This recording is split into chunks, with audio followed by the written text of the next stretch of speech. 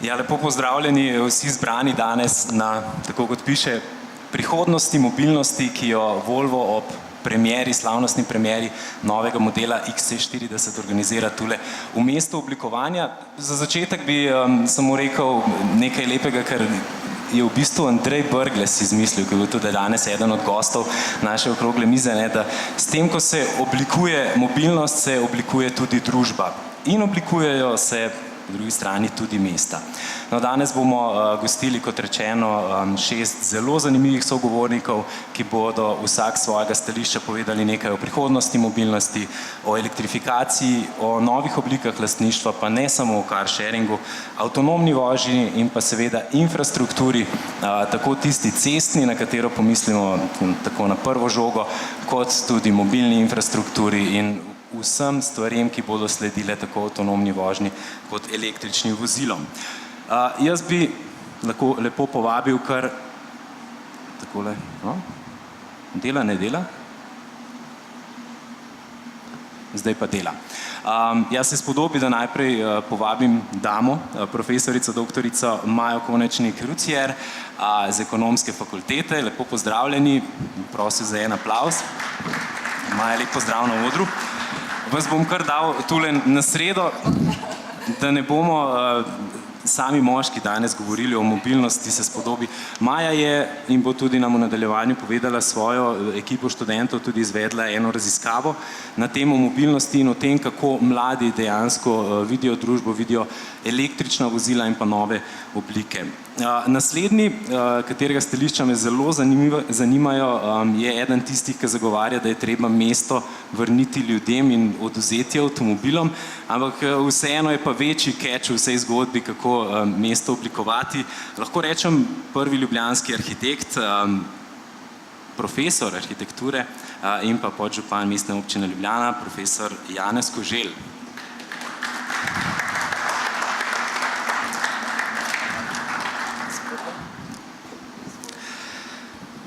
Miha Rihar, se opravičujem, prihaja z Petrola. Petrol kot ponudnik ne samo fosilnih goriv, ampak tudi električne energije bo pred velikimi, kako ne rečem, ne bom rekel težavami, ampak bodo izzivi, ki jih bo prinesla elektrifikacija in pa avtonomna vožnja in potrebno bo marsikaj spremeniti in Miha svojo ekipo že gleda vnaprej, v prihodnost. Miha, vas lahko kar povabim na oder.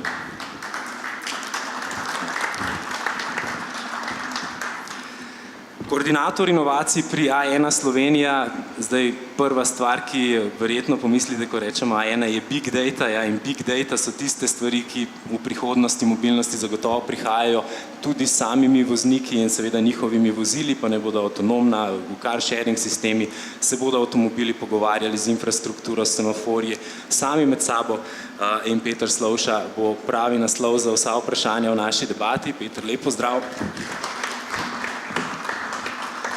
In pa veseli smo tudi, da imamo med našimi sogovorniki tudi člana kabineta Evropske unije, komisarke Evropske unije za mobilnost in promet, Blaža Pongračiča. Blaž, lep pozdrav.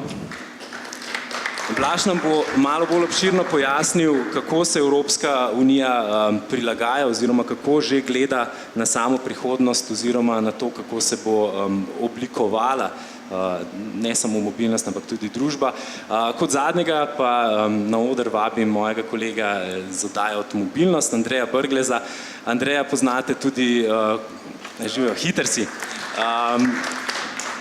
O Andreju ne bi izgubljal besed. On je ne samo inštruktor varne vožnje, pa tisti, ki je postavil Center za varno vožnjo na Vranskem, pa veliko naredil, kar se tiče varnosti in same mobilnosti, ampak je tudi eden izmed tistih, morda tega ne veste, ki je še preden so začeli govoriti o brezogljični družbi oziroma premikanju, štartal projekt Ego Zero, ki je ravno na ta način recimo turiste pripeljal v Slovenijo in jim ponudil pametne oziroma lepe lokacije samo s prevozom na električno gorivo oziroma ekološko.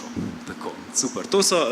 To je zbor naših gostov. Zdaj sem opazil, da na eno stvar nismo pomislili in to je stol zame. Bom pa za en trenutek se semle usedel. Začeli pa bomo, preden nadaljujem, z enim videom. oziroma ne še z videom. Najprej gremo na samo elektrifikacijo oziroma na vse 3 tematike, s katerimi bomo otvorili današnjo debato. Andrej, elektrifikacija je prva tematika, katere se bomo resneje lotili, potem naslednja, kateri bomo namenili kar nekaj minut, je avtonomna vožnja in pa potem še sprememba mobilnosti oziroma car sharing sistemi in pa nove oblike mobilnosti, v katere vstopamo. Boš za začetek ti nam dal malo tvojega vidika? Ne vem, če bom dal vidik na vse omenjene teme. Teh se bomo kasneje dotaknili. V tej sestavi sem prepričan z zelo različnih in zelo zanimivih kotov. Mogoče bi nekaj drugega omenil, zelo sem vesel, da se o tem pogovarjamo prav v tem okolju, ker gre za, poskušajmo ujeti trenutek, v katerem živimo in si predstavljati, kako se bo spremenilo celotna družba. Ne samo mobilnost posameznika v njej. Zato mi je všeč, da se pogovarjamo v tem okolju in v tej družbi, v kateri sem prepričan, da se bodo teme odpirale drugače, kot se sicer. Bi pa spomnil še na nekaj. Na včerajšnji dan je v časniku Slovenski narod pred 119 leti pisalo, da je v Ljubljano prišel Kodeli z prvim osebnim avtomobilom. V zgolj 120 letih, kar je resnično malo, se je zgodilo to, da je danes na slovenskih cestah registriranih 1 100 000 osebnih avtomobilov, samo osebnih avtomobilov, in da je starejših od 18 let 1 700 000 ljudi. Ne? Tako da ta preskok je resnično ogromen in želim si, da bi danes, pravzaprav nekako pričakujemo od sogovornikov, da bomo danes bolj kot o prehodnem obdobju in o elektrifikaciji in o avtomobilih govorili o družbi brez avtomobilov, ker naslednjih 100 let se bo pravzaprav moral ta prenos zgoditi.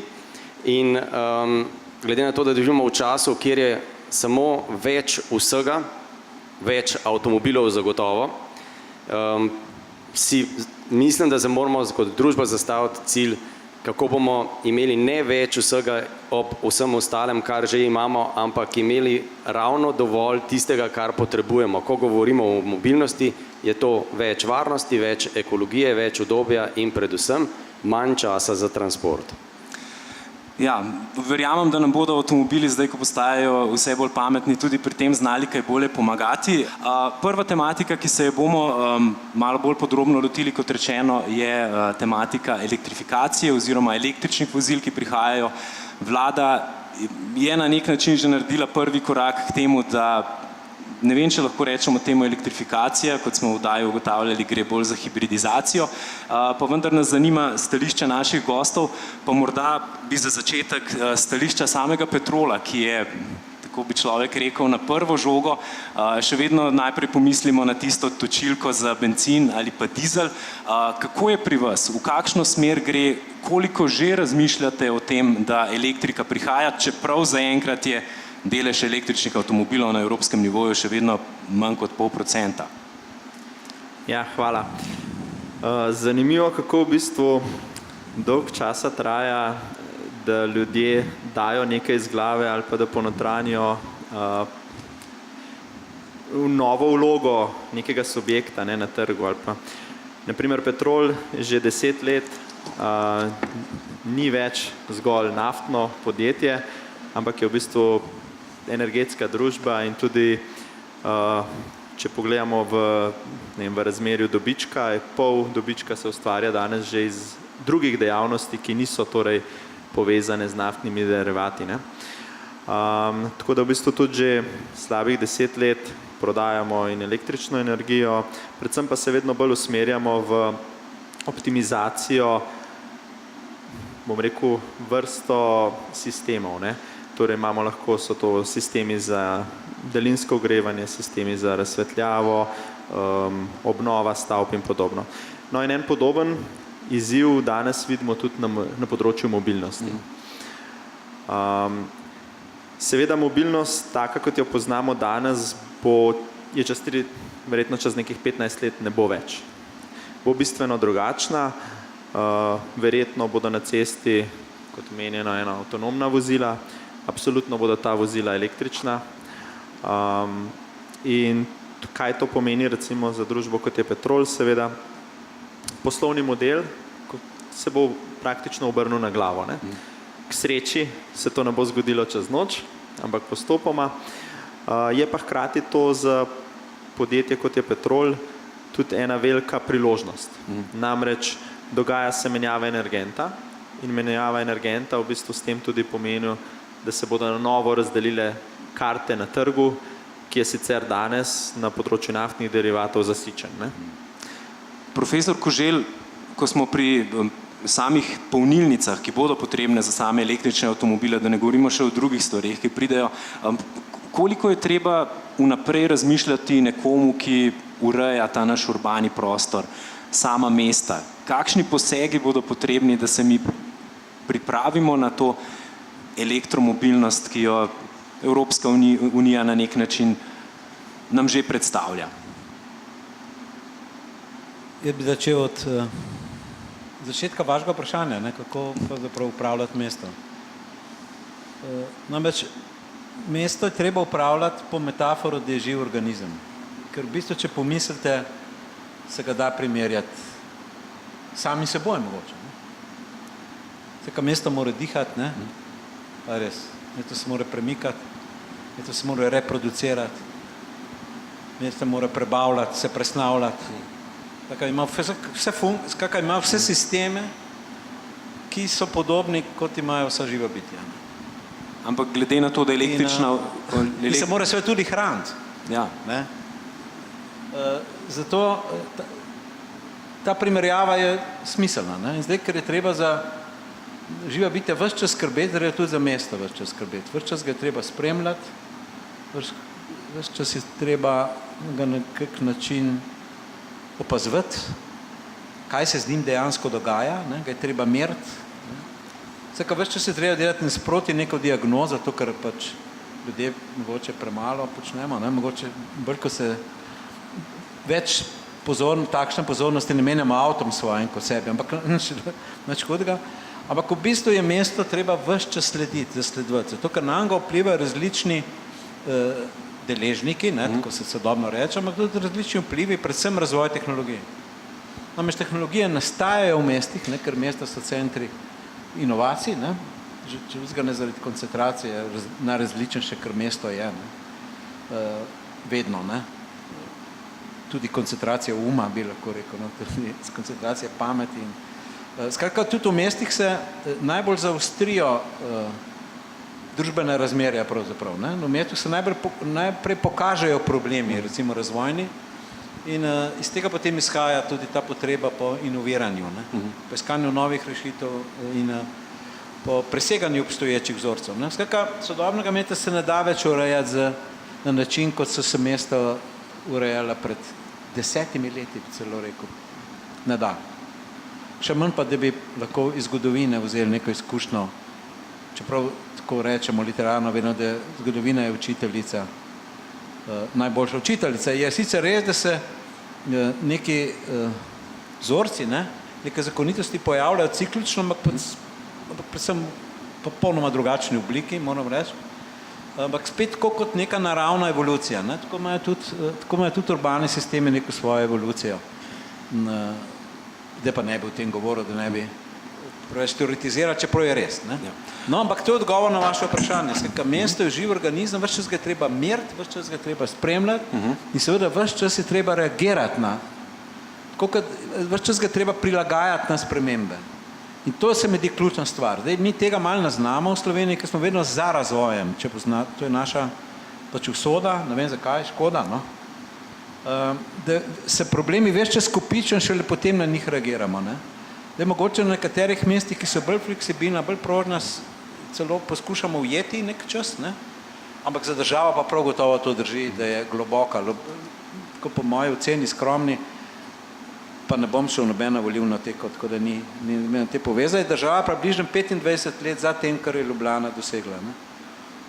To je neverjetno, namreč v vrednotah, v kako bi rekel, v načelih, v principih, mora reči razvojnih korakih tudi. Ne? Skratka, ona je ostala zdaj največja prepreka za to, da bi mesto lahko bolj napredovalo. Jaz prihajam pravkar iz mednarodne konference Eurocities. Jaz sem to povedal. Največja prepreka, da bi Ljubljana bila še bolj napredna in da bi lahko še več lahko povedal, ne? Kakšna bo prihodnost mest, ne? Če bi bila država odzivna, ampak ona ni. Ne? Ampak nič hudega. Se pravi, na vseh nivojih bo potrebno poskrbeti za to. Ena evolucijska stopnja, tako v zgodovini je že bilo, ne? Da so morala mesta pač prevzeti vlogo države, recimo, kjer rečemo v 9. stoletju, ne? So mesta prevzela, ker države ni bilo, ne? Da ne bi naprej težil. Ampak, skratka, v mesta so in torišče inovacij, ne? In skrati torišča problematike, ki te inovacije rešujejo. In ta sprega je seveda zelo zanimiva in zahteva pravzaprav prav to, kar ste o čemer govoriva, stalno skrb. Namreč, zakaj se gre? Ne? Se gre za zelo preprosto vprašanje. Ne? Mi, če gledamo zdaj nazaj v zgodovino, ne, smo opazili, da so v bistvu prometni inženirji prevzeli upravljanje in planiranje mest. To se pravi, tudi urbanistični razvoj Ljubljane je bil za tem, ne, za planom razvoja prometnega omrežja, predvsem govorim cestnega. Ne. To je neverjetno pogledati nazaj. Ne. Zapravi, oni so vzeli oblast in tudi ta mogoče povratek, ne, da hočemo del te oblasti vzeti tako krvav, bi lahko rekel, ne, tako, ja, krčevit celo, ne, skakaj se branijo te pozicije, za njimi stojijo seveda vemo kdo, ne, ni važno, ampak kakorkoli že, problem je, da so se mesta morala prilagoditi prometu. Mesta so se prilagajala prometu. No, ampak zdaj smo pa v neki fazi, ne, ko smo pa vrnili ta udarc in smo za seveda predvsem, moram reči, razvoja vrednot, ki govorijo o večji kakovosti življenja in tudi z dokazovanjem, z vrsto eksperimentov in prototipnih ureditev prepriča ljudi, da se mora zdaj začeti promet prilagajati mesto. No in seveda s tem tudi, kot rečeno, zgubljajo prometni inženirji moč in prevlado, tako kot je pač avtomobili Se je to bo zanimivo stališče, Maja, pri vas ste v skupini študentov naredili eno raziskavo o tem, kako mladi gledajo, dobro, dotaknili se bomo tudi ostalih oblik lastništva avtomobila, novih mobilnosti, ampak predvsem, kako gledajo na elektrifikacijo. Ja, tukaj moram poudariti, da pogled mladih, govorimo nekje o mladih starih 25 let, je izjemno pozitiven. Torej, električni avtomobili so nekaj, kar tako ali tako zaznavajo, to si želijo in to bi radi imeli. Ne? Ker v bistvu tudi njihov širši pogled na mobilnost v prihodnosti je pogled zelo povezan z okoljem. In v tem smislu zaznavajo, da so električni avtomobili tisti, ki manj onesnažujejo okolje in si ga torej želijo. Ko smo jih nekje spraševali, kako se vidijo recimo čez 5-letno obdobje, je vsaj polovica bila takih, ki pravi in misli, da bo že imela električni avtomobil. Čez 10-letno obdobje so pa bolj kot ne vsi od tistih, ki smo jih vprašali, rekli, ja, vidim se v električnem avtomobilu. So potem malo nekaj imeli pomislekov, ali bo lahko predvsem razvoj šel tako hitro naprej, ne? Pa kako bo industrija to naprej peljala, ampak dejstvo je, da odnos je pozitiven. Je kdo od njih računal, koliko dejansko kilometrov naredi, pa koliko porabi fosilnega goriva in koliko bi z elektriko prihranil, ali je bilo to bolj na odločitvi nekih čustev oziroma tega, kar mediji zdaj podajamo kot elektromobilnost? V zelo manjši manjšini so določeni bili taki, ki so izpostavljali, da dejansko je tudi drugi vidik, ne? Da mogoče izpusti so eno, se pri proizvodnji porabi več, so bili, ampak v manjši meri, zelo mali. Blaž Pongračič, zdaj pa še slišali smo vidik stališča uporabnikov, ki bodo čez toliko in toliko let uporabljali električna vozila, z področja nekoga, ki gleda na mesto oziroma urejanje urbanega okolja že kar nekaj časa, pa me zanima še, kako pa vse to deluje pri Evropski uniji. Se pravi, kako prihaja do odločitev, ne vem, zdaj bo treba pa našo floto elektrificirati. Čeprav vsi vemo, da v Evropi električna energija še ni povsem čista, ne, še ni ta eco-electric energy. Kako prihaja do teh odločitev, kako težke so in kaj lahko še pričakujemo? Zdaj bo verjetno to sprožilo en val vseh, ki še prihajajo, kar se tiče regulacije same uporabe električnih vozil in tako naprej. Ja, se oproščam. To zdaj, jaz bi en korak nazaj tle naredil. V bistvu od leta 2015 je bilo na COP21, se je takrat Evropska unija zavezala v določenim, recimo okoljskim zavezam in v bistvu to je bila neka ta glavna, zelo strateška odločitev in potem je to v bistvu ta trickle down. Ko ugotoviš, da je transport v Evropski uniji sektor, ki mu te emisije, greenhouse gas emissions, se že vnaprej opravičujem za vse svoje anglizme, ampak je včasih zelo meni težko preklopiti, da v bistvu v transportu največ raste, da je zdaj 24% vseh toplogrednih plinov, ki jih proizvaja Evropska unija iz transporta, da jih je dobro 70 od tega jih je iz osebnega oziroma cestnega prometa. Je potem v letu 2016 prišla ven strategija o nizki ogljični mobilnosti in v bistvu ta nizkoogljična mobilnost ima 3 stebre. Eno je bolj učinkovit promet, to je pri tem glavna vloga je tle v digitalizaciji, potem drug steber je bolj učinkovita goriva. Tu moram reči, da Evropska komisija oziroma Evropska unija ne daje prioritet, mi gremo pa elektro, mi gremo nizko emisijsko, se pravi, a je to vodik, a je to elektrika, to je stvar trga, to je stvar tehnologije. In potem na tretji steber je pa nizkoogljična oziroma brezogljična vozila. No, na podlagi te strategije leta 2016 je potem tudi komisarka en teden nazaj recimo tudi objavila mobilnostni sveženj, čisti mobilnostni sveženj, kjer pa tudi v bistvu to že bolj operativne stvari pridejo ven, kot so, koliko v bistvu hočemo mi zmanjšati tega CO2 in kaj v bistvu bo Evropa naredila v bistvu in tale korenček in palica. Se pravi, in zato tudi Evropska unija veliko vlaga recimo zdaj v razvoj novih baterij in novih tehnologij za nizkoemisijsko mobilnost. Ravno kar skupaj s tem čistim mobilnostnim paketom bo Evropska unija dala 800 milijonov evrov za financiranje infrastrukture za alternativna goriva. Tako. Peter, še vprašanje, kaj pa električna mobilnost pomeni za vašo mobilnost? Se pravi, za podatke, za komuniciranje med samimi vozili, verjetno prinaša povsem nek nov spekter, ali je to nekaj, kar že zdaj dobivate, ne vem, prek mobilnih telefonov, ki jih imamo v žepih? Ja, v bistvu zelo dobro vprašanje, vprašanje, ki je zelo na mestu, ne. Vsi smo se v zadnjih mesecih oziroma v letih veliko srečali z besedo big data, ne, in kaj v bistvu big data pomeni, torej pač skupek nekih podatkov, ki jih tako telekomunikacijski operaterji kot nekateri drugi ponudniki storitev na trgu že zbiramo, obdelujemo, analiziramo in na podlagi tega delamo ali neke nove poslovne modele, nudimo neke nove storitve ali pa neke nove produkte. Ne.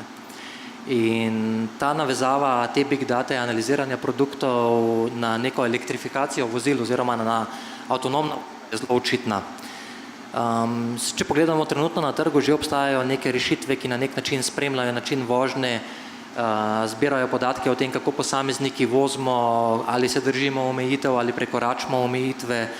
Potem obstajajo aplikacije, ki zbirajo podatke o tem, na kakšen način dejansko živimo, kje nakupujemo, koliko se vozimo s kolesom, koliko pretečemo. Ne. In to so v bistvu vsi podatki, ki jih nekako lahko začnemo vzdrževati. Pa tukaj bi se mogoče že na naslednjo temo malo navezal, ki bo nekako mobilnost. Te podatki se lahko združujejo in napravijo v bistvu nek načrt neke mobilnosti, ki nas v prihodnosti čaka. Torej moramo se zavedati, da v prihodnosti ne bo tukaj samo mobilnost na nekih elektrificiranih vozilih, ampak bo treba kombinirati različne vrste vozil, torej električni avtomobili, javna prevozna sredstva, kolesa in pa tudi peš hojo. No. In tukaj je pač ta vidik, ki ga nekako, kateremu lahko telekomunikacijski operaterji največ prinesemo. Andrej, preden gremo na naslednjo avtonomno vožnjo, je ena vzporednica, ki druži avtonomno vožnjo pa električna vozila, to zaupanje uporabnikov. Ne? veliko krat, ko človeka vprašaš, a razmišljaš o električnem avtomobilu, reče, ja, me zanima, potem pa reče, pa ne zaupam, da bo peljal toliko kilometrov, kolikor piše, oziroma tistih 400, kar še ni dovolj, čeprav narediš 100 na dan. Ja, pri elektriki, saj strani uporabnikov je vrsta nekih nezaupanj v ta pogon in ta način mobilnosti, ampak to se bo čez čas že rešilo. Mene bolj skrbi, ker električni avtomobili pravzaprav ne rešijo bistva mobilnosti. 1 100 000 električnih avtov je še vedno 1 100 000 avtomobilov. In kar trenutno vidimo, je pravzaprav eno izjemno konfuzno stanje na področju proizvajalcev avtomobilov, ki seveda se držijo od svoje tiste osnovne primarne dejavnosti, samo pretvorili bi pač energent. In v tem vzdržujejo trenutno tudi recimo napetost pričakovanja sveta v tem, da bojo vsa goriva še nekaj časa. Seveda bojo vsa goriva še nekaj časa. Tudi svet živi v zelo različnih ekonomskih okoljih, različne hitrosti, kot slišimo v Evropi. Tako da je jasno, da bojo tukaj še fosilna goriva dolgo časa in da jih bojo proizvajalci delali. V električni svet pa vstopajo seveda s svojimi ambicijami, ki pa so zelo zanimive. Tudi oni razmišljajo o novih mobilnostih in kar je recimo za Evropsko unijo vedno mi bila nekakšna enigma, tako kot je profesor prej rekel, zakaj se ne razmišlja bolj ambiciozno, ker evropska mesta trenutno diktirajo ta tempo sprememb. In ko pogledamo, koliko Evropa zgublja na prometu v smislu človeških virov, zamujanj, stresa, zdravstva, okoljskih in vseh teh elementov. In ko so študije že popolnoma jasno kažejo na to, da bo ena mestna dimenzija kilometra, 2, 3, tista, ki jo bo človek delal peš s kolesom za neko urbano mobilnostjo, ko bo pas vožnje z avtom omejen do 200 km, ne nujno na 500 ali pa 1000, in ko bo dimenzija 500 km, bi morala biti za hitrimi vlaki, in vse, kar je več kot 500 ali 1000 so letala. In zdaj Evropa bi torej mogla delati na tej infrastrukturi. To bi pomenilo resnično možnost prihoda električnih vozil, ne osebnih, ampak nekih drugih električnih vozil, ki bojo nudile mobilnostno storitev človeku v nekem ožjem pasu, kjer elektrika ima smisel. To, kar danes Evropa financira neko razvejano električno hitro polnilno postajo za električne avtomobile, ki lahko potujejo 600 ali 1000 km, kar je skregano z vso logiko. To ni elektrika. Tako da, kot rečeno, to je nek konfuzen čas, kjer usporedno živi big data z resničnimi rešitvami za mobilnost v prihodnosti in tradicionalna avtomobilska industrija, ki pač se oklepa svojega posla. In kot rečeno, jaz mislim, da bo še nekaj časa teklo vse. Ja, in lepo si pripeljal na avtonomne avtomobile, se pravi na drugačen način, kako se bomo vozili, saj tam praktično ne bo treba več voziti. Jaz vam bom, dragi gosti, predstavil oziroma pokazal en video o tem, kako naj bi to, Nikola, kako bo mobilnost oziroma zelo preprosto je razloženo, kako naj bi avtonomni avtomobili pomagali tudi situacijo v urbanih okoljih. Pa poglejmo. Hvala.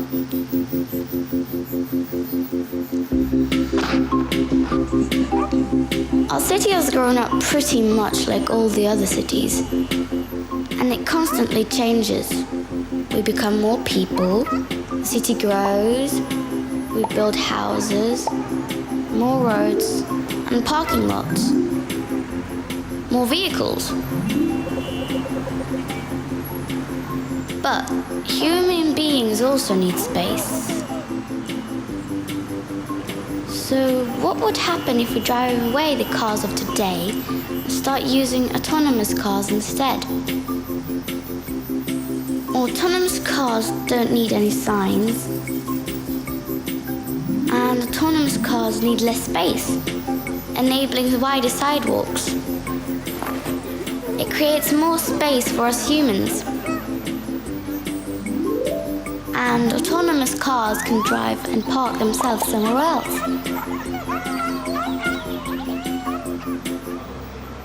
Look at this commuter station. You will be picked up as soon as you leave the train, because autonomous cars know when you arrive. So this reduces waiting times, less pressure, less stress, and autonomous cars will take you all the way home.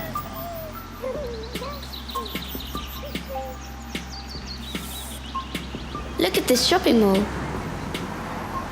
It's just a lot of parking lots. We would not need all of them anymore. We could do something funny. We could have a snowy mountain here. It could be a park instead, with an outdoor swimming pool and a cinema. This is a place to live in. So with autonomous cars, more space is created around the needs of people. Cities become nicer and more beautiful. Streets become safer, travel smoother, less noisy, more space for life. Well, it will be better.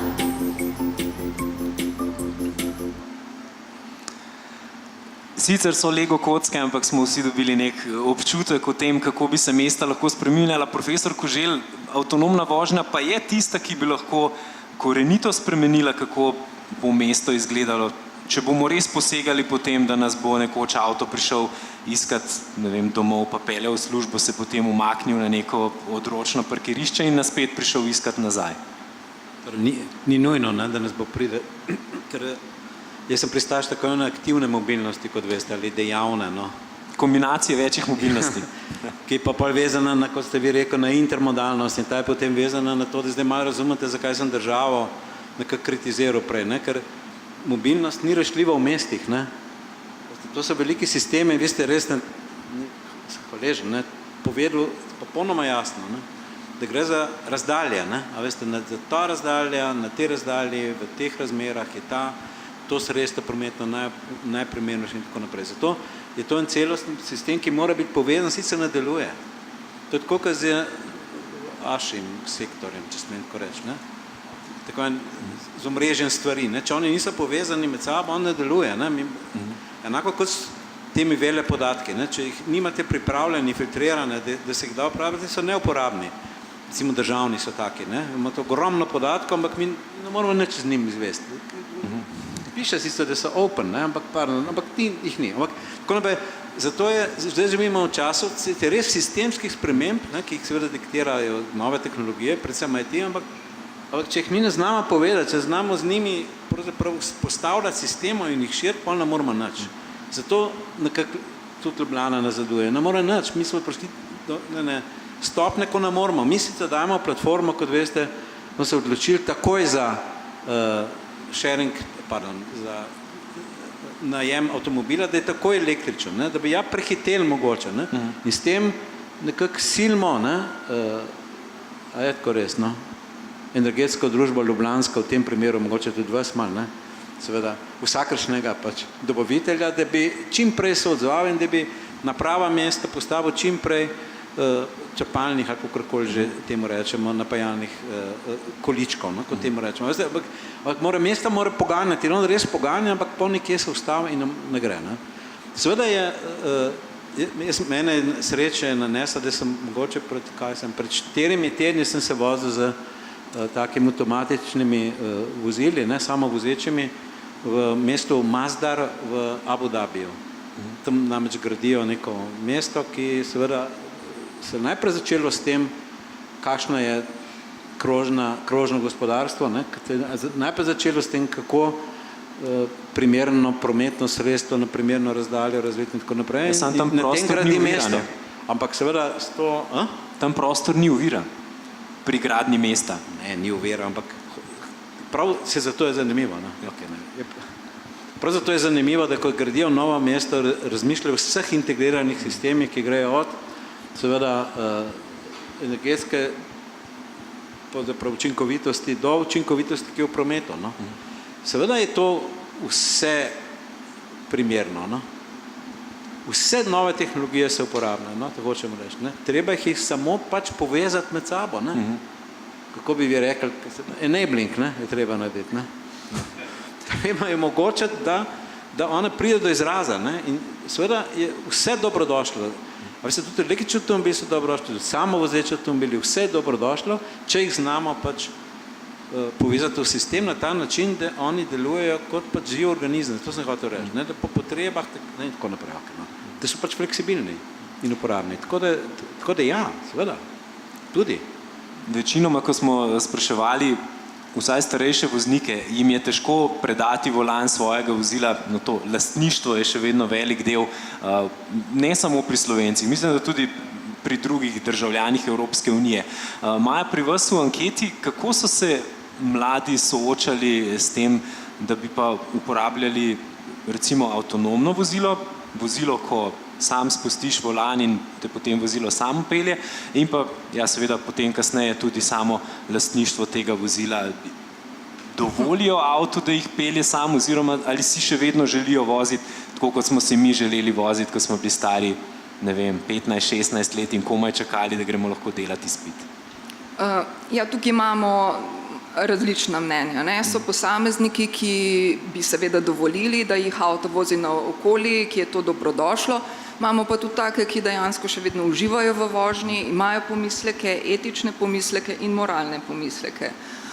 Je pa druga stvar, da če govorimo tudi o lastništvu, tudi med mladimi lastništvo je še vedno pomembno. Raziskava, ki smo jo delali, sem delala na tem podiplomskih študentih.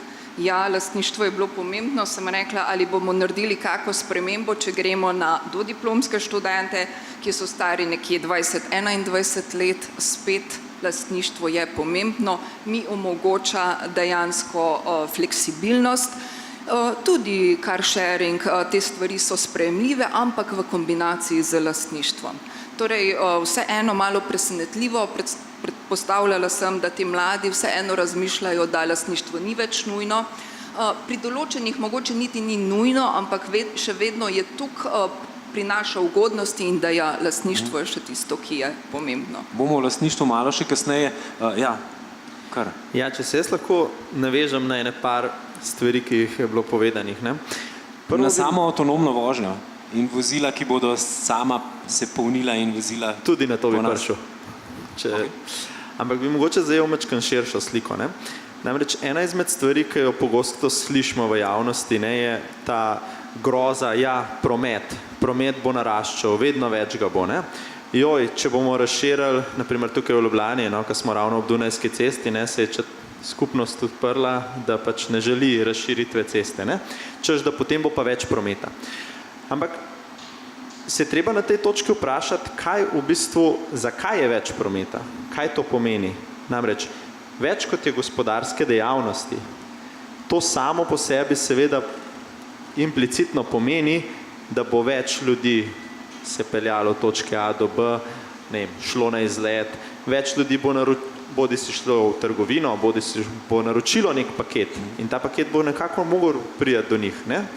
Torej, več poti bo upravljenih.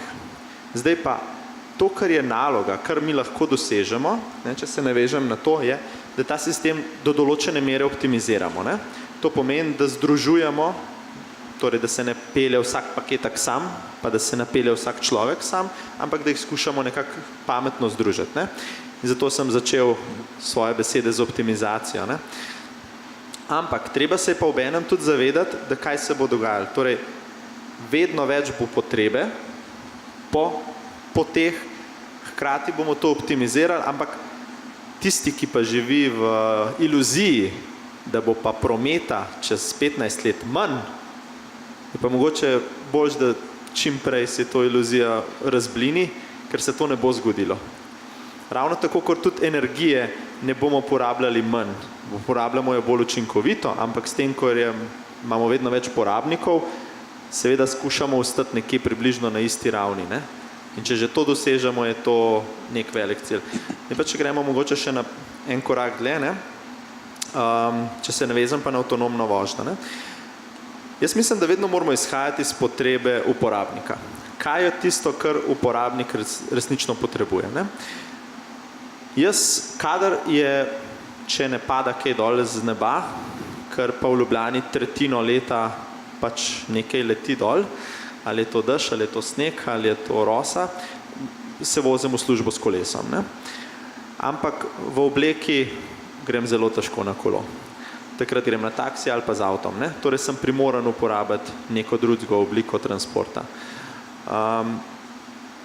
Pač so določene omejitve, ki jih je treba upoštevati pri načrtovanju, zato da je sistem optimalen. Ne moramo kar reči, zdaj bodo šli pa vsi na avtobus, zdaj bodo šli pa vsi na vlak, zdaj bo pa ne vem, ali pa tudi, zdaj bodo pa prišla, tako kot je Uber, ne, recimo, pa bo vse razvozil. Ne? Kaj recimo se zgodila, kot so v New Yorku ugotovili kot posledica, ker je več teh voženj. Zakaj? Seveda, zato ker ljudem je bolj prijetno, če te pride avto ali pa prevoz pobrati pred vhod in te pele na cilj.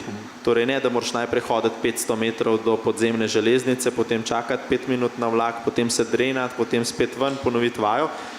Na koncu dneva ogromno časa zapraviš, stres je, ne želiš si tega. Ne? No in analogija je tudi pri vožnji. Ne? Jaz precej časa prebijam na, bom rekel, službenih poteh in moram reči, da ta vožnja meni ni v noben užitek. Ta vožnja mi je v bistvu, bom rekel, že lahko bi skoraj rekel, da že skoraj neka muka, ki jo moram opraviti, tiste pol ure ali pa 1 uro, zato da pridem na cilj. Ampak, in to ima tudi en vzrok, ne. Mogoče pred 30 leti si se usedel v avto, si, ne vem, mogoče malo si enkrat pritisnil na gas, enkrat si vozil drugače. Bom rekel, ljudje sami po sebi radi smo živahni, radi živimo. Ko pa nas nekdo postavi pravila in nam da nas v kalup, takrat ni več užitka. Ne, in recimo danes, mene je strah v Ljubljani. Če bom šel 56, me bo že nekje dobil en radar. Če bom šel na avtocesti, potem omejitve se menjujejo, vsak kilometer je enkrat 80, pol 100, pol je 130, pa spet nazaj, pa radar.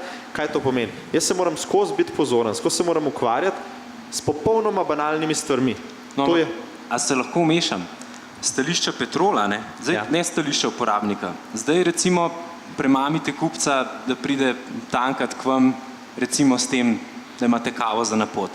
Ko bodo avtonomni avtomobili hodili sami oziroma se vozili sami k vam tankat, kaj jim boste ponudili? Dodatno poliranje? Ne, kaj pa recimo Uber ima storitev Uber Eats, ti recimo pripelje, ali pa mogoče se boš nekje vmes, se bodo tudi ta avtonomna vozila, lahko boš ti plačal vožnjo plus kavo. Treba se ne, mogoče te bo lahko kava čakala že v avtu. Mogoče se bo lahko vozilo ustavilo, kot je na drive-inu, pa boš nekje se ustavil, potniki bodo pobrali, ne vem, hrano, to. Jaz mislim, da tukaj je ogromno priložnosti, kaj se lahko zgodi. Tisti, ki vidi samo omejitve, mogoče mora še en krog razmisleka oteči, ne. No in če se vrnem zdaj na avtonomno vožnjo, iz tega stališča, ko v bistvu, ko si postavimo toliko nekih pravil, pa omejitev, pa parkirno mesto, pa uno, pa tretje, ugotoviš, zakaj se moram jaz s tem ukvarjati. Ne da se mi, preprosto se mi ne da, izguba mojega časa, truda, intelekta, česar želite. Ne to upravlja stroj. Ker če mora biti vse po regelcih 100%, potem je stroj točno ustrezen za to. Peter, da bo stroj dobro delal, bo pa potrebno tudi omrežje, ki bo podpiralo vse to, ne? Se pravi, celotna povezava med samimi avtomobilov z infrastrukturo, s polnilnicami, s tem, da dejansko vedo, ne vem, z našimi mobilnimi napravami, ne? Da bodo vedeli, zdaj sem jaz v službi, avto mi mora priti iskati. Ja, v bistvu je to res, ne. To, kar je Miha rekel, da bodo morala neka avtonomna vozila, oziroma tudi, kar je gospod Koželj izpostavil, da bodo tukaj morala biti neka pravila in pa komunikacija med samimi avtonomnimi vozili popolnoma drži. Ker moramo vedeti, da tako kot trenutno vsi udeleženci v prometu drugega upoštevamo, spremljamo, kakšne neumnosti počnemo na cesti, enako bodo morala početi avtonomna vozila, ne.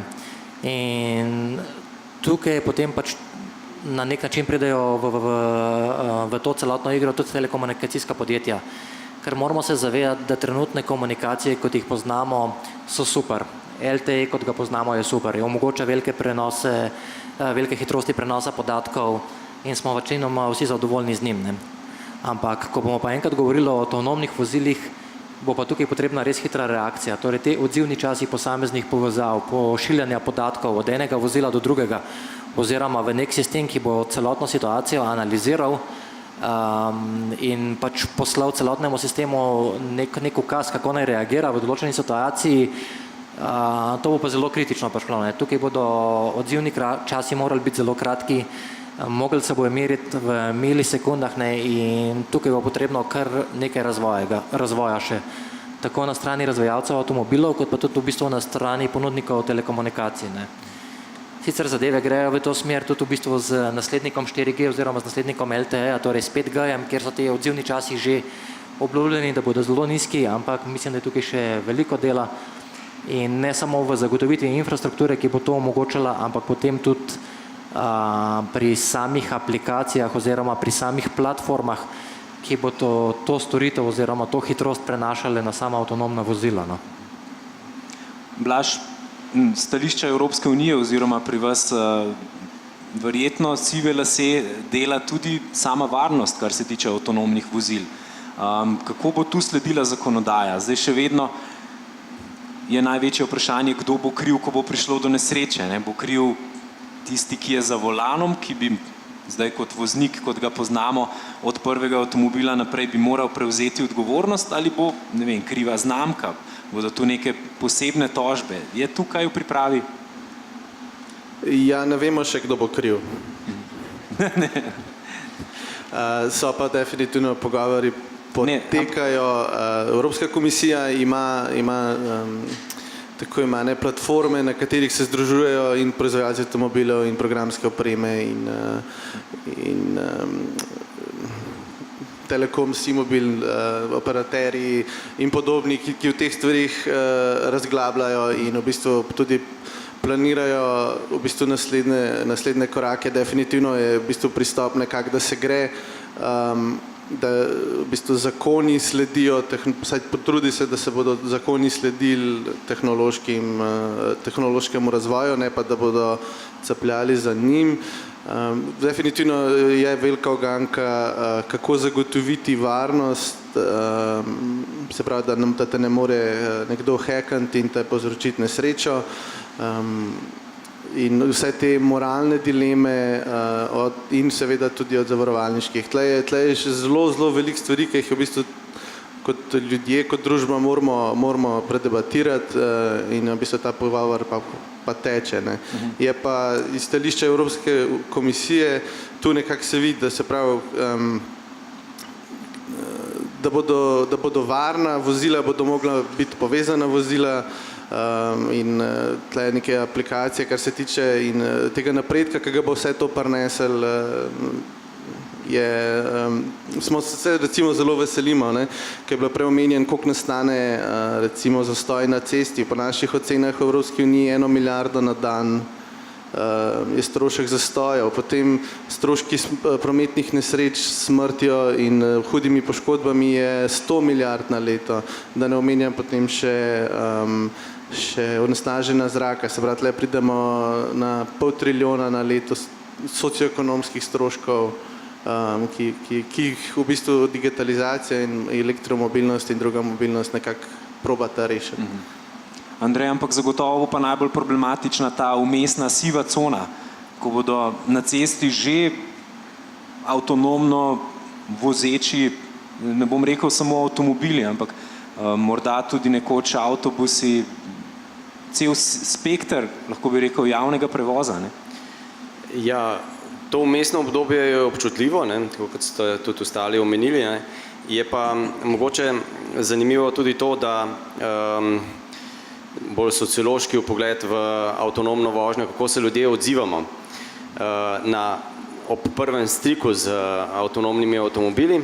Pa še nekaj, ko smo ravnem pri gostitelju, ki je znan po varnosti, prav pri Volvu so povedali zelo jasno, kdo bo kdaj nosil odgovornost. Dokler je v avtu volan, je za vse kriv voznik. Ko se volan pogrezne v armaturno ploščo ali ko ga ni več v avtomobilu, prevzame odgovornost proizvajalec. Ali pa recimo, če bo padel prenos podatkov, tisti, ki je kriv, da je padel prenos podatkov. Ampak do tam je še kar nekaj. Zanimive so pa te prve reakcije ljudi. Tudi mi, ki jih preizkušamo, iz prve roke povem, da občutek, ko se voziš hitro z avtom, pa ne opravljaš sam in vožnjo opravlja on, ni najbolj prijeten, ne?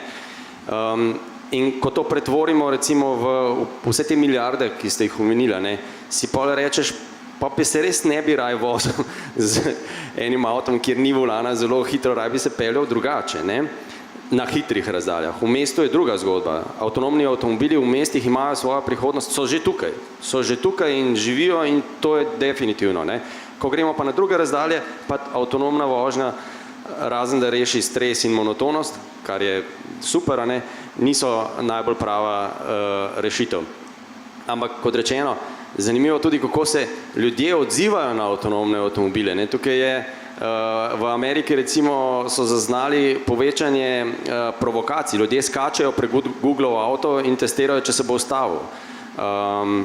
Volvo ima en zelo zanimiv projekt v Göteborgu, kjer so dali 100 avtomobilov, 100 družinam, da se vozijo po enem delu ceste, ki je tudi homologiran, da se lahko voziš z avtonomno avtom, ne? Ker namreč to je super tema trenutnega časa, ne? Pravno, infrastrukturno, vse je super, ne? Ker so tako zanimive to stvari, o katerih lahko razmišljamo v prihodnosti, ne?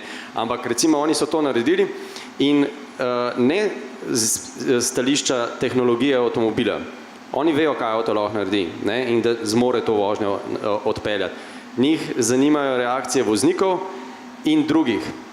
In zaznali so kar precejšen odstotek ljudi, ki opazi, da avto vozi sam in so s tem zelo nezadovoljni, ne? In to tudi jasno povedo, ne? Tako da jaz mislim, da je to tista bolj kot avtonomna vožnja, čeprav je fascinantna, čeprav se je o njej govori, v 60-ih letih prejšnjega stoletja so že bili avtonomni avtomobili, vozili so celo v snegu, ne? Je to privlačno do neke mere, ampak ne reši spet tistega ključnega vprašanja, kakšna bo oblika prihodnje družbe, v kateri ne bo takih avtomobilov, ki bi hitro vozili. Ker iz prve roke rečeno, v hitro vozečem se avtonomnem avtomobilu ni neka zelo dobra izkušnja. Ali sem pa jaz prestar, mogoče bojo vaši študenti, ne, ki pa tudi ne kažejo nekega blaznega zanimanja za to, razbremenjeni tega občutka, da moraš imeti v posesti vožnjo, ne. Ne vem, če je to starostjo. Polovica je bila zelo konzervativnih, bi jih bilo strah, polovica je bila nekje naklonjenih, da bi poskusili, potem so bili pa posamezniki, ki pa so imeli do tega trenutno še odpor. Torej, veliko pomislekov, tudi strani mladih, ali je to vožnja, ki si v bistvu želijo, predvsem pa te potem vidiki moralni, etični in te so tudi odpirali. Tako da tudi pri mladih so te pomisleki relevantni. Jaz predlagam, da avtonomno vožnjo na nek način zapakiramo, se bomo še v naslednjem delu naše debate malo vrnili k njej. Bi pa pogledal še video, če lahko prosim, o pogledu Volva na samo avtonomno vožnjo, kar nekaj stvari znotraj današnjih avtomobilov nam že na nek način dovoljujejo že skoraj avtonomno vožnjo.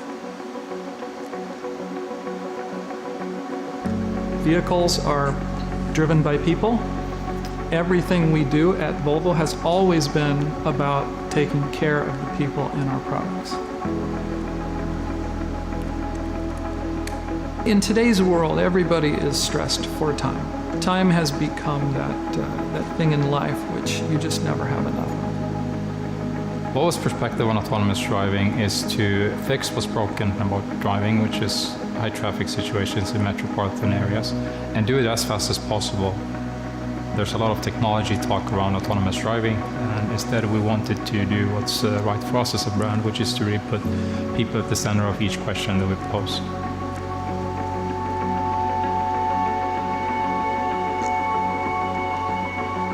Humans in general want to have a sense of control in most things they do. In the autonomous experience, it's no different. We propose that you should be allowed to drive when you want to and delegate driving when you want to. The three modes in C26, the drive, create, and relax mode, are all about freedom. Each mode is specifically designed to make the time in the vehicle as meaningful as we can possibly make it. We also wanted to ensure that the first autonomous cars out there feel like something real and something you can recognize, rather than being this very futuristic vision. Once you are in autonomous driving mode, we want to make sure that you always feel that you still have control of the vehicle. Today, that's the steering wheel and gas and brake pedals when you're driving manually. And when you go into delegated driving, there will be other ways of making sure that you always stay in control of what the vehicle does and where it's going. Now you want to be able to take a step back and maybe have a bit more strategic level of control over the car. You might actually choose a route that allows you to have more time in the car. Challenge of the C26 seat was to essentially ergonomically optimize the autonomous experience. In the process of doing that, we've stripped it down to the anatomical basics of the human body, and we've essentially reinvented the automotive seat. The human brain is amazing at doing things when we're engaged, but the human brain isn't that great when we get bored. Things outside of the car start to distract us, and also more and more, of course, our smart devices start to distract us. Our perspective on autonomous driving is really rooted in safety, so there is a sense of urgency in terms of let's get this figured out so that it's safe, so that it's no longer something that's going to distract a driver and cause an accident.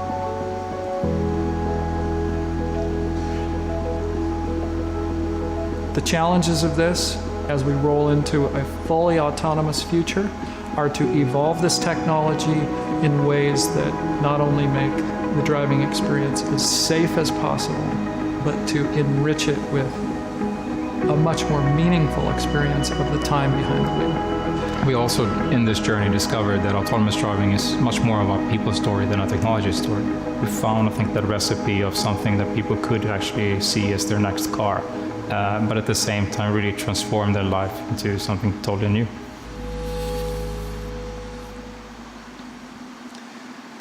Tako naj bi izgledala avtonomna vožnja. Je že bila ena replika, ne? Ja, jaz sem se v bistvu želel navezati na to, ko je bilo prej rečeno na vprašanje, kaj si želijo. Ne? Da je to zelo spraševati ljudi, kaj si želijo. Ne? Zelo delikatna stvar. Namreč gospod Ford, ko je svoj znameniti avto lansiral na cesto pred 100 leti, je rekel, če bi vprašal ljudi, kaj si želijo, bi rekli hitrejše konje. In podobno je tudi s to percepcijo, ne? Kaj si danes nekdo želi. Ali pa jaz se spomnim, recimo, mogoče ne toliko daleč nazaj, ne? Ko je Steve Jobs napovedal iPada. Danes ga držite v roki. Ko ga je napovedal, so ga takrat praktično vsi kritiki raztrgali, da kdo pa to potrebuje neko tablico velikosti 4 telefonov, da to je pa ja neuporabna zadeva. Ne? Dokler jo ni dal na trg, dokler jo ljudje niso lahko tipali, probali, se poigrali z njo, potem bi bil pa hit, takoj.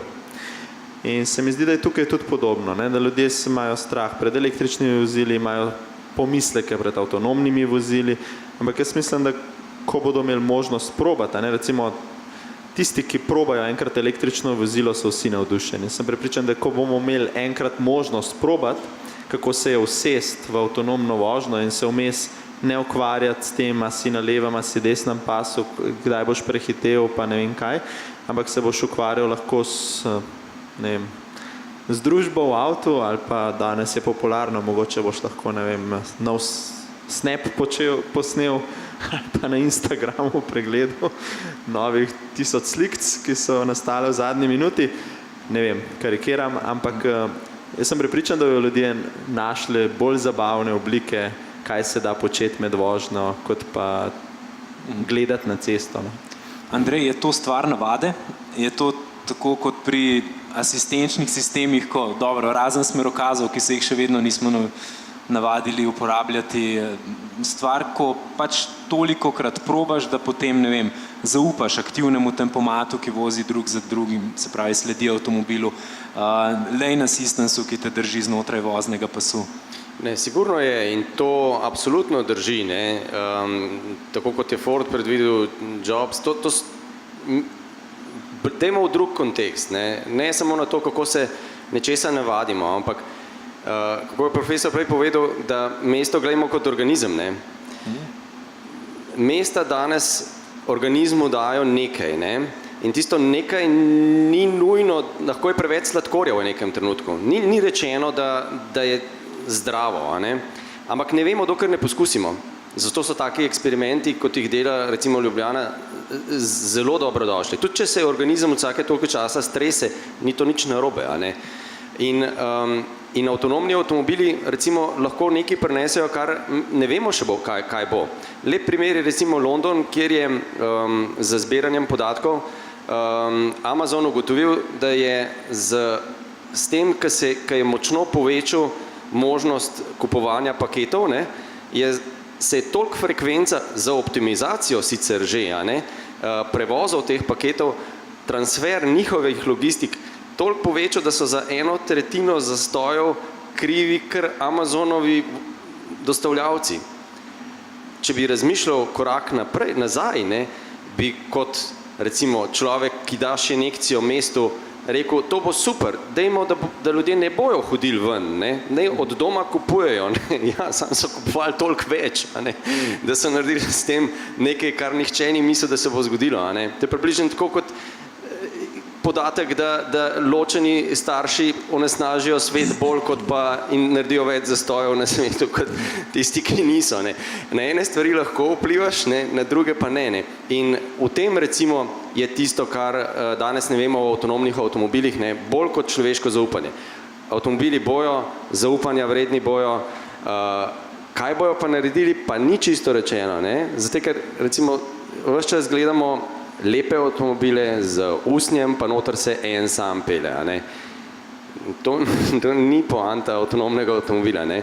Avtonomni avto bo v resnici, seveda bo tudi tak, ne, ker nova mobilnost ne bo samo nova mobilnost, ki bo naredila segregacijo v smislu prevoza in multimodalnosti. Zelo, kot je videti zdaj, bo naredila zelo jasno ločnico med tem, kdo ima denar za hitrejšo in bolj udobno mobilnost in vsi ostali, a ne. In tukaj bo avtonomna vožnja zagotovo pomenila velik korak naprej, ne. Tisti, ki bojo uporabljali avto z vsemi ostalimi, bo to ali avto ali nekaj pač avto podobnega, bojo uporabljali neke kapsule, ki bojo brezosebne, a ne. Drugi pa bojo seveda uporabljali drugačne.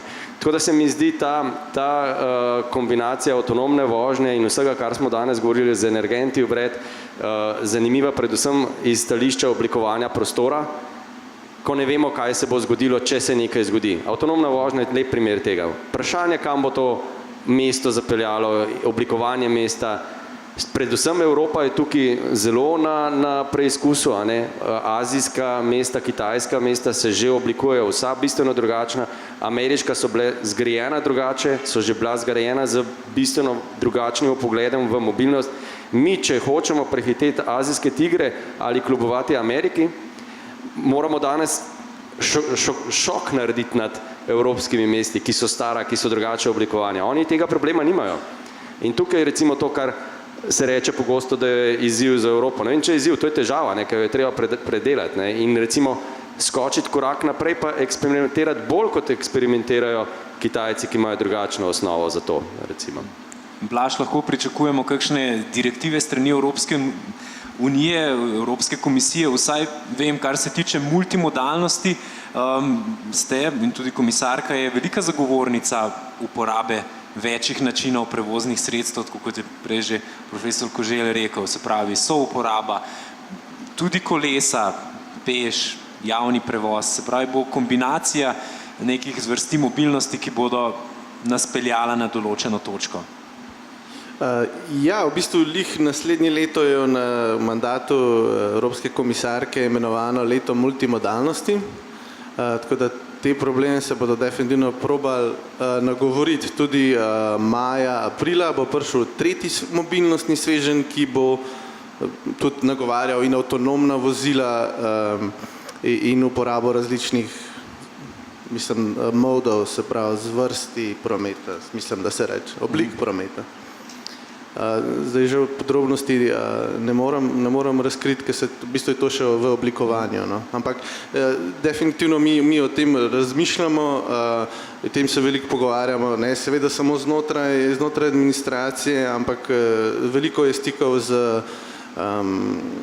vsemi deležniki v evropskem prometu. Komisarka se dnevno dobiva z železnicami, proizvajalci avtomobil, obiskuje sejme, konference, jutri bo na Eurocities, se pravi, se zavedamo problemov, se zavedamo tudi lastnih omejitev in pač jih probamo preseči in spodbujati vse, da gremo naprej.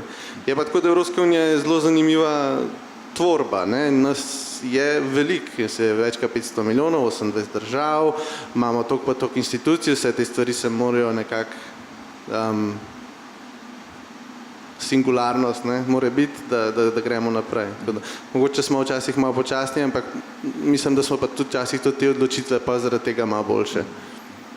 Profesor Koželj, če gremo z evropskega nivoja kar na mestno, a lahko predvidevava, kako se bo Ljubljana spreminjala?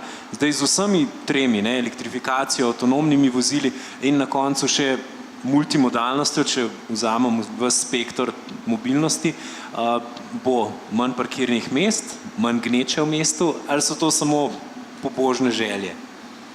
Jaz pač ne moram tega napovedati. No. To, če bi res... Ne pa veliko stavim na strojno učenje in umetno inteligenco. Ona bi znala mogoče kaj povedati, ampak ona bi spet bila transpolacija, ali kako se temu reče. Ne mora drugače narediti, kakor iz trendov, ki so že. Ne. Še tako sposoben kompjuter se ne more zmisliti prihodnosti. Ne. Je preveč v te vplivnih činiteljev, kot se temu reče, ki bi, ne, pa vplivnih dejavnikov, da bi jaz lahko kaj napovedal. Jaz edino nekaj vem, ker vsi mi vemo, ne, da sigurno bo vedno več možnosti izbire, kar je dobro. Da je samo ena, žal. Ampak predvsem zaradi države. Ne. Veste, mi nijamo javnega prevoza, železnice ni, ne, to ne deluje.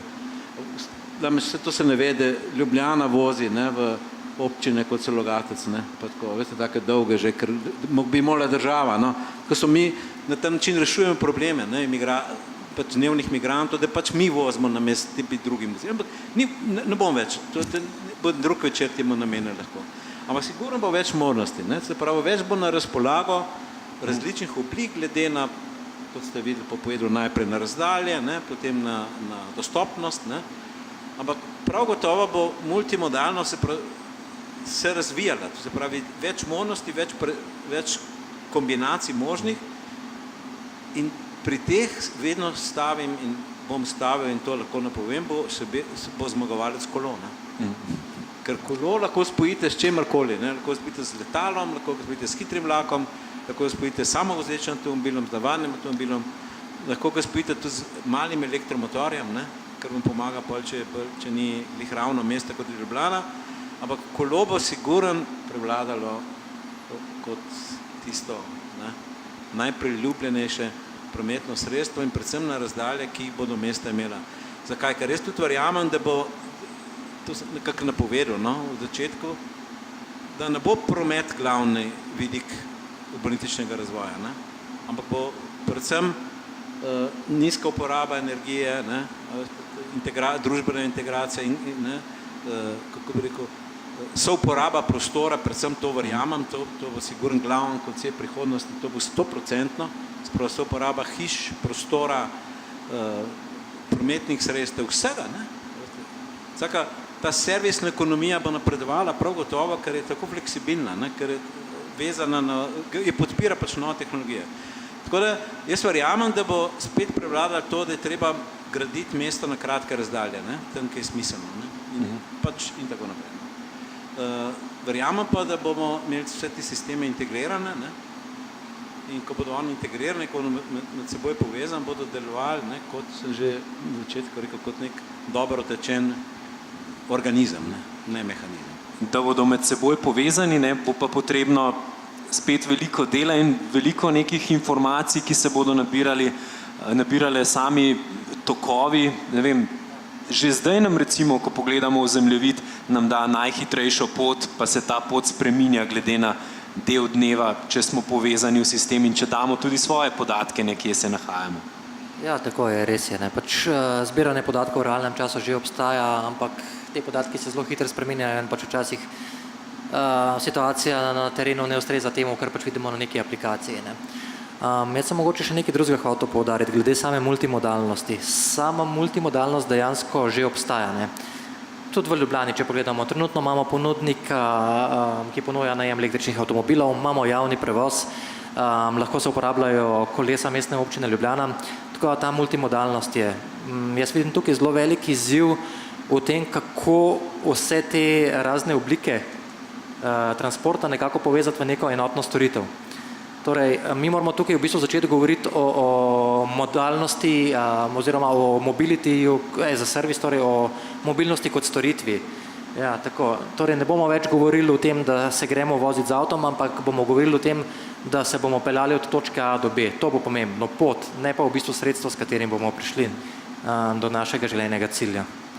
Tukaj je še kar velik rezerv in tukaj spet iz našega komunikacijskega vidika, v bistvu z vidika samih ponudnikov, kdo bodo tiste fizične osebe ali pa pravne osebe, ko bodo neka storitev ali pa v bistvu v končni fazi tudi infrastrukturo ponujali.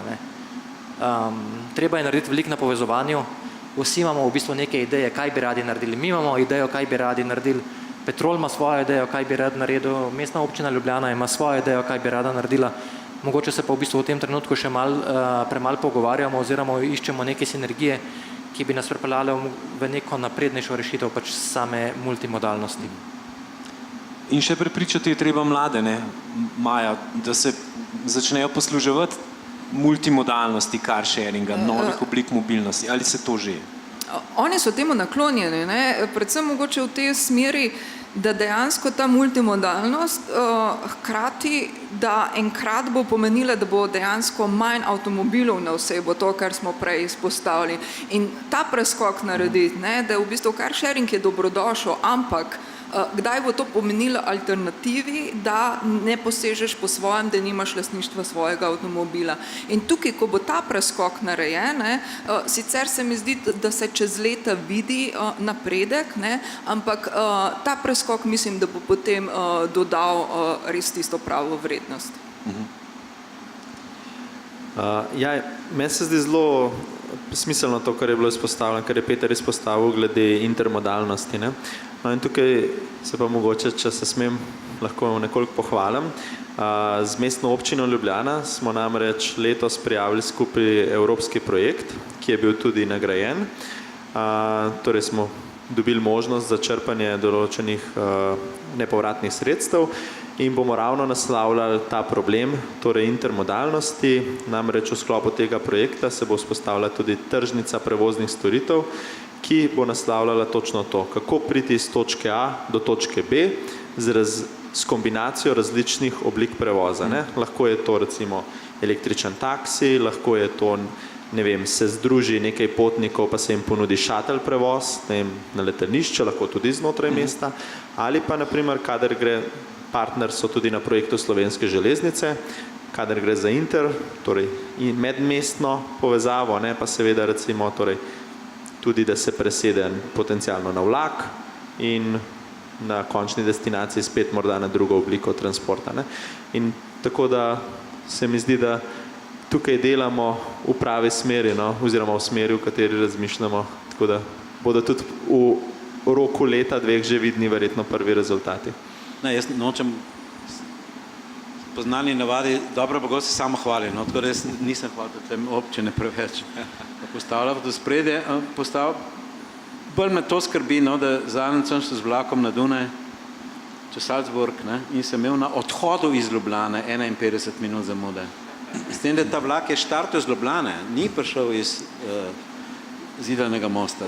Zato še enkrat postavljam, da ta nepovezanost, nekooperativnost, neodzivnost države in njenih sistemov je kritična. Lahko, kar še mikrofon. Če jaz lahko mogoče ne iz Evropske komisije, ampak človek, ki živi v Bruslu, tam je veliko več Ubra in raznih teh stvari, zato ker je pač več prebivalcev, veliko recimo metro imaš, avto je veliko preveč. To, kar v Ljubljani rečemo gužva, je v Bruslju nedelja zvečer. Ne. To si dokler ne živiš, ne veš in mislim, da je v bistvu vsi ti mladi, ki živijo v večjih mestih, je njim avto, zakaj? Ne rabim. Ne? Ker ga res ne rabiš. Jaz imam avto, pa je meni večji strošek. Pač, ne? In v bistvu potem, če grem v kakšno mesto v Belgiji, je meni hitreje iti na vlak in v bistvu se tako železnica vozi ob avtocesti, lahko mahaš tistim avtomobilom, ki so počasnejši od tebe. Ne? In tako naprej. Do Pariza je uro 40, ne? Samo izven Ljubljane 51 minut. Tako vse, Amsterdam 2 uri, London 3-4, ne? Tako da to vse tudi nekako ti da v perspektivo, veš, zakaj v Sloveniji raj greš z avtom, ne? Ki je simpel. To je bila zdaj lepa reklama za mesto Bruselj, hvala. V Bruslu drugače stvari ful ne funkcionirajo, na internet sem čakal 2 meseca, Evropa je tako, ful je dobro v Ljubljani, sam ta transport. Jaz predlagam, da pogledamo, kaj še nam bo prihodnost ponujala. Še en video smo pripravili o tem, kar v bistvu na nek način že obstaja, že malo vonjamo to, kar nam bo prihodnost prinašala in kako bomo komunicirali tudi z avtomobili. At Volvo Cars, we innovate to make life better and less complicated. So we asked ourselves, what if our in-car technology could do more for you? What if you could open up your car to a suite of bespoke on-demand services that expands the utility of the car and simplifies the ownership experience? That, in short, is Volvo Concierge. When connected, you can order a range of services. Send your car to any location by providing a secure digital key to an authorized Volvo Concierge driver.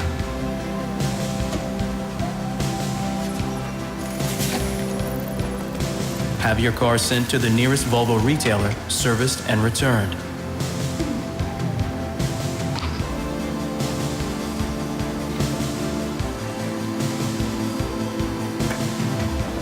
Fuel or wash your car while you're working, sleeping, or even traveling abroad.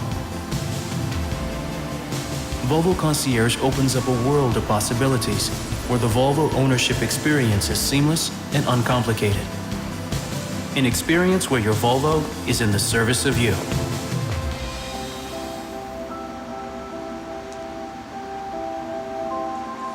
Ja, tako kot se vsi spektri našega življenja pripravljajo na nove oblike mobilnosti, se tudi avtomobilska industrija.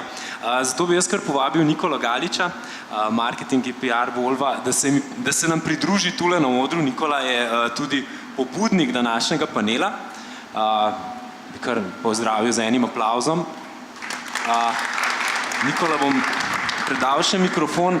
Zdaj še stališče, morda zanimivo tudi za vse, ki so danes prišli, stališče znamke oziroma avtomobilskega proizvajalca na vse te spremembe, ki prihajajo.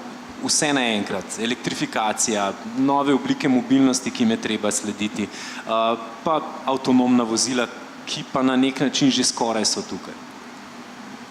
Ja, težko govorimo o stališčih proizvajalca, se tudi mi dobijamo informacije ravno tako kot nekako trg, ampak ja, dejstvo je, da se veliko dogaja v zadnjih letih, precej sprememb.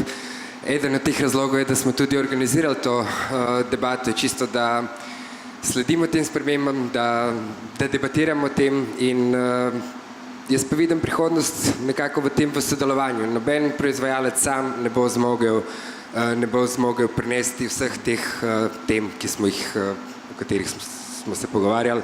Spravo, potrebno je sodelovanje vseh udeležencev, tudi med samimi avtomobilskimi proizvajalci, ravno iz tega konteksta komunikacije, spet ni bistvo, da samo Volvo ti med sabo komunicirajo, se te podatki morajo biti nek provider vmes.